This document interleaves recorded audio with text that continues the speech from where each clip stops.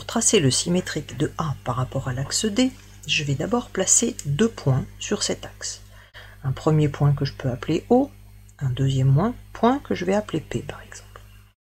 Ces 2 points, puisqu'ils sont sur l'axe, ont une particularité, c'est que leur symétrique est aussi sur l'axe et est confondu avec eux.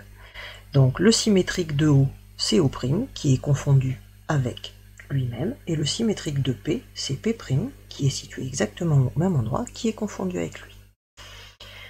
Qu'est-ce que ça a comme conséquence? Et bien maintenant, si je cherchais à dessiner le symétrique du segment OA, j'obtiendrais le segment O'A', si A' est le symétrique de A par rapport à D, qui aurait la même longueur, ce qui signifie que le symétrique de OA est un segment, quelque part de l'autre côté, qui aura la même longueur. Si je veux dessiner ce segment, son extrémité, je suis sûr que A' est quelque part sur cet arc de cercle.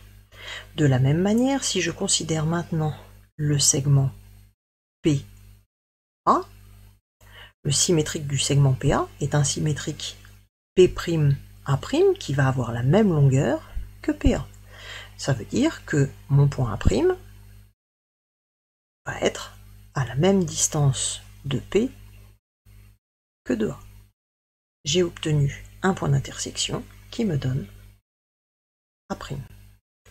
Alors cette méthode, elle est surtout très intéressante quand tu as beaucoup de points à tracer, puisqu'on peut garder 2 points uniques.